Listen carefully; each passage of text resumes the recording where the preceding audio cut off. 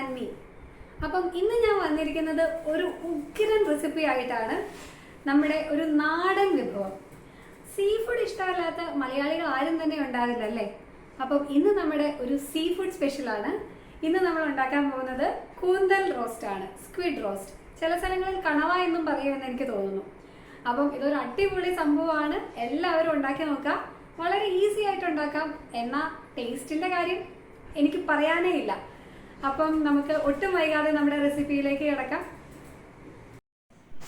അപ്പം നമുക്ക് ആദ്യം തന്നെ നമ്മുടെ ചട്ടി അടുപ്പത്തേക്ക് വെക്കുക. ചട്ടി അടുപ്പത്തേക്ക് വെച്ചിട്ട് നമുക്ക് വെളിച്ചെണ്ണയാണ് ഒഴിച്ച് കൊടുക്കേണ്ടത്. നമ്മുടെ കേരള ഡിഷ് ആയതുകൊണ്ട് തന്നെ വെളിച്ചെണ്ണ തന്നെ, ശുദ്ധമായിട്ടുള്ള വെളിച്ചെണ്ണ തന്നെ ഒഴിച്ച് കൊടുക്കുക.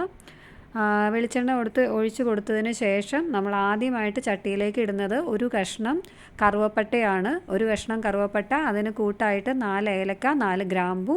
ഇതിട്ട് കഴിയുമ്പം ചട്ടിയിൽ നിന്ന് കുറച്ച് പുകയൊക്കെ വരും, അതൊന്നും കാര്യമാക്കേണ്ട. ഇട്ട സാധനങ്ങളുടെ പൊട്ടലും ചീറ്റലും ഒക്കെ കഴിഞ്ഞ് കഴിയുമ്പം നമ്മൾ ഒരു കുടം വെളുത്തുള്ളി തൊലി കളഞ്ഞതാണ് ചേർത്ത് കൊടുത്തിരിക്കുന്നത്.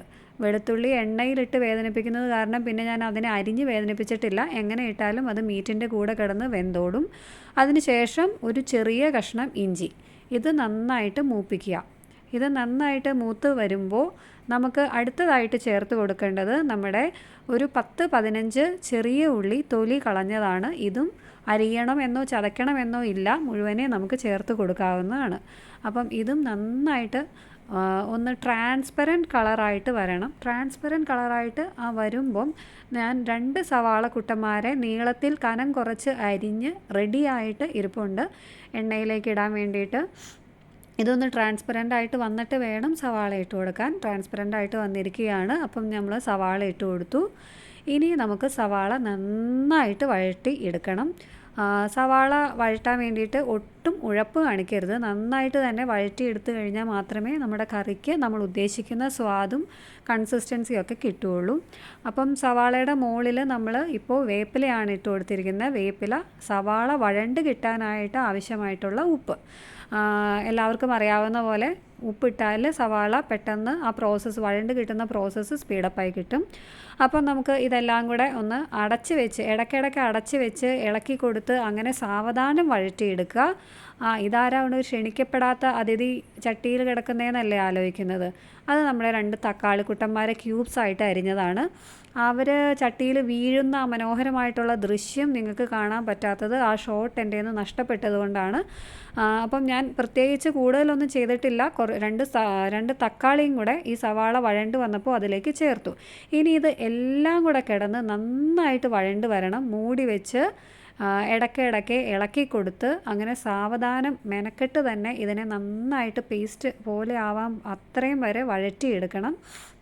എന്നാൽ മാത്രമാണ് നമ്മുടെ കറിക്ക് നമ്മൾ ഉദ്ദേശിക്കുന്ന കറി, നമ്മുടെ കൺസിസ്റ്റൻസിയും രുചിയൊക്കെ വരുള്ളൂ. ഇത് ഞാൻ വീണ്ടും വീണ്ടും പറയുന്നുണ്ട്, അത്ര ഇമ്പോർട്ടൻ്റ് ആയതുകൊണ്ടാണ് കേട്ടോ. ഇത്രയും മെനക്കെട്ടാൽ മാത്രമേ നമുക്ക് നമ്മുടെ ഉദ്ദേശിക്കുന്ന രൂപത്തിൽ നമ്മുടെ കറി വരുള്ളൂ.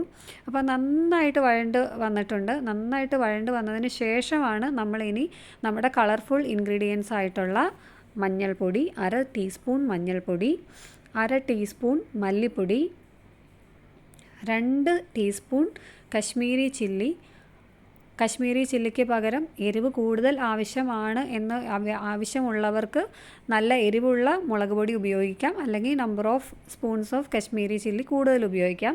അത് ഓരോരുത്തരുടെയും എരിവിൻ്റെ അനുസരിച്ച് ചേർക്കാം. ഇനി നമുക്ക് ഗരം മസാല, അതും ഒരു 1/2 സ്പൂൺ ഗരം മസാലയാണ് ചേർക്കേണ്ടത്. ഇനി ഇത് നന്നായിട്ട് ഈ മസാലയുടെ മണമൊക്കെ മാറി മസാലയൊക്കെ മൂത്ത് വരണം. മസാലയുടെ പച്ചമണമൊക്കെ മാറി നന്നായിട്ട് ഇതിലേക്ക് ബ്ലെൻഡായിട്ട് വരണം. ഈ കറിയിൽ വളരെ കുറച്ച് മസാലപ്പൊടികൾ മാത്രമാണ് ഞാൻ ചേർത്തിരിക്കുന്നത്. കാരണം ഈ കറിക്ക് കൂടുതൽ ഫ്ലേവർ കൊടുക്കുന്നത് നമ്മൾ ആദ്യം ചേർത്ത കറുവപ്പട്ട, ഗ്രാമ്പൂ, ഏലക്ക എന്നീ ഇൻഗ്രീഡിയൻസും പിന്നെ ഏറ്റവും ഫ്ലേവർ കൊടുക്കുന്ന ഇൻഗ്രീഡിയൻറ്റ് നമ്മൾ അവസാനമായിട്ട് ചേർക്കാൻ പോകുന്നതേ ഉള്ളൂ. അതൊരു സസ്പെൻസ് ആയിട്ട് ഇരിക്കട്ടെ, അത് അവസാനം ചേർക്കുന്ന ഇൻഗ്രീഡിയൻ്റ് ആണ്. നോക്കിക്കേ, പല വീട്ടിൽ നിന്ന് വന്ന ആൾക്കാരെല്ലാം ചട്ടിയിൽ കിടന്ന് അവർ ഒരു വീട്ടിലെ ആൾക്കാരായി മാറിയിരിക്കുകയാണ്. എല്ലാം കൂടെ യോജിച്ച് നല്ല ചമ്മന്തി പരുവമായിട്ടിരിക്കുകയാണ്, ഒരു പേസ്റ്റ് പരുവത്തിലായിരിക്കുകയാണ്. ഇതുപോലെ നന്നായിട്ട് മൂത്ത് വരുമ്പോഴാണ് നമ്മുടെ ഈ കറിയിലെ നായകനെ നമ്മൾ ചേർക്കുന്നത്. അത് നമ്മുടെ സ്ക്വിഡ് റിങ്സ് ഞാൻ നന്നായിട്ട് കഴുകി വൃത്തിയാക്കി വെള്ളമൊക്കെ ഡ്രെയിൻ ചെയ്ത് വെച്ചിട്ടുണ്ട്. ഈ സ്ക്വിഡ് റിൻസിങ്ങിന് ഇത് നന്നായിട്ട് മൂത്ത് വരുന്ന ആ ഒരു സാഹചര്യത്തിൽ മാത്രമേ ചേർക്കാൻ പാടുള്ളൂ. അപ്പോൾ നമ്മുടെ സ്ക്വിഡ് റിങ്സിനെ ഞാൻ ചേർത്ത് കൊടുക്കാൻ പോവുകയാണ്. അപ്പോൾ സ്ക്വിഡ് റിങ്സ് ചേർത്ത് കൊടുക്കുന്നതിൻ്റെ ഇടയിൽ ഞാനൊരു ടിപ്പ് പറഞ്ഞു തരാം. നമ്മുടെ സീ ഫുഡ് ഐറ്റംസ് ആയിട്ടുള്ള സ്ക്വിഡും അതുപോലെ ഫിഷും ഒക്കെ നമ്മൾ കറി വെക്കുമ്പോൾ അതിന് ചെറിയ ഉളുമ്പ് വരാനുള്ള ഒരു ചാൻസ് ഉണ്ട് ചിലപ്പോഴെങ്കിലും. അപ്പം ആ ഉളുമ്പ് മീനിൻ്റെയോ ഒക്കെ അല്ലെങ്കിൽ സീ ഫുഡിൻ്റെ ഉളുമ്പ് ഇഷ്ടമല്ലാത്ത ആൾക്കാർക്ക് വേണ്ടിയാണ് ഈ ടിപ്പ്. സീ ഫുഡ് കഴുകുന്നതിന് മുമ്പായിട്ട് ഇത് കുറച്ച് മൈദയും കുറച്ച് ഉപ്പും കൂടെ പുരട്ടി വെക്കുക. ഒരു 15 to 20 മിനിറ്റ്സ് പുരട്ടി വെച്ചതിന് ശേഷം നന്നായിട്ട് നല്ല വെള്ളത്തിൽ കഴുകി എടുത്തു കഴിഞ്ഞിട്ടുണ്ടെങ്കിൽ അത് നന്നായിട്ട് ക്ലീൻ ആവും. ഈ ഒരു ഉളുമ്പും ഇല്ലാതെ നമുക്ക് കുക്ക് ചെയ്തെടുക്കാം. അപ്പം നമ്മുടെ കൂന്തലും നമ്മുടെ ചട്ടിയിലേക്ക് വീണിരിക്കുകയാണ്. ഇനി ഇതെല്ലാം കൂടെ കൂന്തലിലൊക്കെ നല്ല മസാല പുരട്ടി നമ്മൾ ആ മസാല നമ്മുടെ കൂന്തലിൻ്റെ എല്ലാ ഭാഗത്തേക്കും നമ്മൾ ഇളക്കി യോജിപ്പിക്കുക. അങ്ങനെ ഇളക്കി യോജിപ്പിച്ചതിന് ശേഷം നമ്മൾ ഇതിലേക്ക് നല്ല തിളപ്പിച്ച വെള്ളം ഒഴിച്ചു കൊടുക്കുക. തിളപ്പിച്ച വെള്ളം തന്നെ ഒഴിച്ചു കൊടുക്കണം, അല്ലെങ്കിൽ നമ്മുടെ കറി നന്നാവില്ല. അപ്പം നമ്മുടെ തിളപ്പിച്ച വെള്ളം ഒഴിച്ചു കൊടുക്കുക. ഇനി വെള്ളം ഒഴിക്കുന്നത് നെസസറി ആണോ എന്ന് ചോദിച്ചു കഴിഞ്ഞിട്ടുണ്ടെങ്കിൽ ഈ കറിക്ക് അത് ആവശ്യമാണ്. കാരണം കൂന്തൽ വേവാനുള്ള വെള്ളമൊക്കെ ഈ കറി വേവാനുള്ള വെള്ളമൊക്കെ കൂന്തലിൽ തന്നെ ഉണ്ട്. പക്ഷേ നമുക്ക് ഈ കറിയുടെ രൂപം എന്ന് പറയുന്നത് ഒരു പെരണ്ട് നമ്മുടെ മസാലയിലൊക്കെ പൊതിഞ്ഞിരിക്കുന്ന ഒരു പരുവത്തിലാണ് ഇതിൻ്റെ ഫൈനൽ ഔട്ട്പുട്ട് നമുക്ക് വേണ്ടത്. അപ്പം വെള്ളം ചേർത്തില്ലെങ്കിൽ ഒരു പക്ഷേ ഡ്രൈ ആയി പോകാനായിട്ട് ചാൻസ് ഉണ്ട്. അതുകൊണ്ട് ആവശ്യത്തിന് വെള്ളം ചേർത്ത് തന്നെ എടുക്കുക. ഇനി കൂടുതൽ ചാറ് വേണം, ഗ്രേവി വേണം എന്നുള്ളവർക്ക് കുറച്ച് കൂടുതൽ വെള്ളം ചേർക്കാം. ഇപ്പോൾ ഞാൻ ചേർത്തിരിക്കുന്നത് ജസ്റ്റ് ആ മീറ്റിൻ്റെ തൊട്ട് താഴെ നിൽക്കാൻ പാകത്തിന് അത്രയും വെള്ളമാണ്. ഒന്ന് തിളച്ച് വരുമ്പോഴത്തേക്കും ഇതിലെ വെള്ളം കൂടും. അതായത് ആ സ്ക്വിഡ് ഡ്രിങ്ക്സിൽ നിന്ന് ബാക്കി വെള്ളം അതിൻ്റെ ഒരു വാട്ടർ കണ്ടൻറ്റും കൂടെ ഈ വെള്ളത്തിലേക്ക് ചേരും. ഇനി നമുക്ക് നന്നായിട്ട് ഇത് തിളച്ച് വരണം. നല്ല രീതിക്ക് ഇത് തിളച്ച് വരുമ്പോഴാണ് നമുക്ക് പിന്നെ തീ സിമ്മിലിട്ട് അത് അടച്ച് വെച്ച് നന്നായിട്ട് വേവിക്കേണ്ടത്. ഓക്കെ, അപ്പോൾ അത് തിളച്ച് വരുന്നിടം വരെ നമുക്ക് വെയിറ്റ് ചെയ്യാം. നമുക്ക് സീ ഫുഡിനൊക്കെ വളരെ കുറച്ച് വേവേ ഉള്ളൂ, അതുകൊണ്ട് പെട്ടെന്ന് വെന്ത് കിട്ടും. അപ്പം ഈ തിളയ്ക്കാനുള്ള ഈ ഒരു സമയത്ത് നമ്മൾ ഫുൾ ഫ്ലെയിമിലിട്ട് തിള വരുന്നത് വരെ വെയിറ്റ് ചെയ്യുക. അത് ആ തിള വന്നു കഴിഞ്ഞു. അപ്പോൾ നമുക്കൊന്നും കൂടെ നന്നായിട്ട് അതിനെ ഒന്ന് മിക്സ് ചെയ്ത് മൂടി വെച്ച് അടച്ച് വെച്ച് വേവിക്കാം. നന്നായിട്ട് മിക്സ് ചെയ്തുകൊണ്ടിരിക്കുകയാണ്. അതിനുശേഷം നമുക്ക് അടച്ച് വെച്ച് വേവിക്കാം. ഞാൻ നേരത്തെ പറഞ്ഞതുപോലെ സീ ഫുഡ് ആയതുകൊണ്ട് പെട്ടെന്ന് തന്നെ വെന്ത് കിട്ടും. ഇനി ഒട്ടും താമസമില്ല. ഇനി എല്ലാ പ്രോസസ്സും നമ്മളെ ചടപടയെന്ന് നടന്നോളും. അപ്പം ഞാൻ മൂടി വെക്കാൻ പോവുകയാണ്. തീ കുറച്ചിട്ടു, മൂടി വെച്ചു. ഇനി അല്പനേരം കഴിഞ്ഞ് ഞാൻ തുറന്ന് നോക്കുമ്പോൾ 80% സ്ക്വിഡ് മീറ്റ് കുക്കായി കഴിഞ്ഞു. എന്നാൽ നമുക്ക് അതിൻ്റെ ഒരു അത്രയും ഗ്രേവി നമുക്ക് ആവശ്യമില്ല. ഞാൻ പറഞ്ഞല്ലോ കുറച്ചും കൂടെ. അപ്പോൾ നമുക്ക് ഗ്രേവി വറ്റിക്കണം.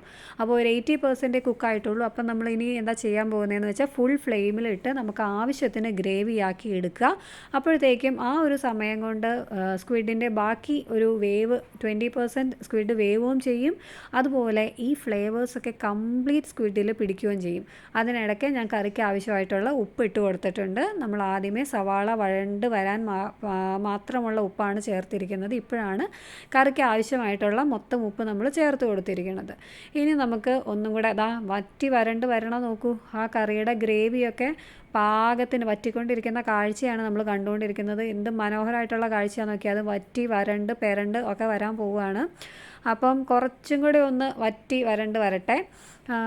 പിന്നെ ഈ മൺചട്ടിയുടെ പ്രത്യേകത എന്താണെന്ന് വെച്ചാൽ നമ്മൾ തീ ഓഫ് ചെയ്ത് കഴിഞ്ഞാലും വീണ്ടും അത് ഇരുന്നൊന്ന് അതിൻ്റെ ചാറൊക്കെ ഒന്ന് വറ്റും. അപ്പോൾ അത് മുന്നിൽ കണ്ടിട്ട് വേണം നമ്മുടെ ഈ ഒരു ഇത് പാകത്തിനാക്കാൻ വേണ്ടിയിട്ട്. ഇനി നമുക്ക് അവസാനത്തെ ഇൻഗ്രീഡിയൻസ് ഇട്ട് കൊടുക്കാം. അവസാനം ഞാൻ കുറച്ച് ഇൻഗ്രീഡിയൻസ് ഇടുന്നുണ്ട്. ഒന്ന് പെപ്പർ പൗഡർ ഞാൻ 1 സ്പൂണാണ് പെപ്പർ പൗഡർ ചേർത്തിരിക്കുന്നത്. കൂടുതൽ എരിവ് ആവശ്യമായിട്ടുള്ളവർക്ക് കൂടുതൽ പെപ്പർ പൗഡർ ചേർക്കാം.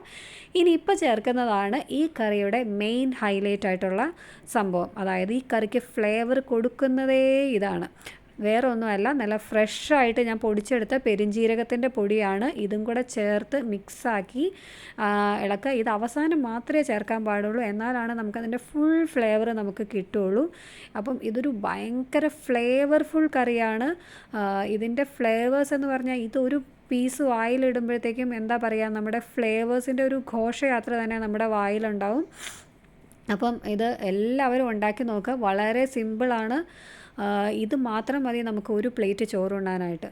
ഇപ്പം അടുക്കളയും അതിൻ്റെ പരിസരവും ഒക്കെ ഇതിൻ്റെ ഒരു കൊതിയൂറുന്ന മണം കൊണ്ട് എല്ലാം സ്പ്രെഡായിട്ടിരിക്കുകയാണ്. ഇനി നമുക്ക് തീ ഓഫ് ചെയ്തതിന് ശേഷം ഞാൻ അടുത്ത വളരെ പ്രധാനപ്പെട്ട 2 ഇൻഗ്രീഡിയൻസ് ആഡ് ചെയ്യുകയാണ്. നമ്മുടെ കറിവേപ്പിലയും ഒരു സ്പൂൺ പച്ച വെളിച്ചെണ്ണയും. ഇതും കൂടി ആയി കഴിയുമ്പോഴത്തേക്കും എൻ്റെ അമ്മ ഒന്നും പറയാനില്ല.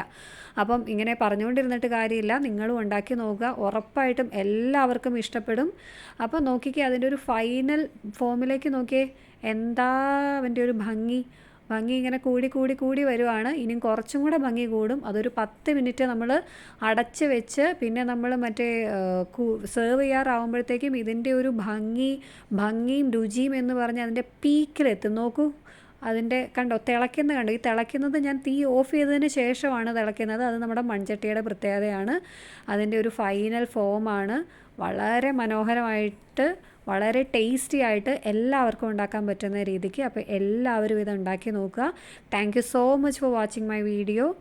Do try it out. Thank you.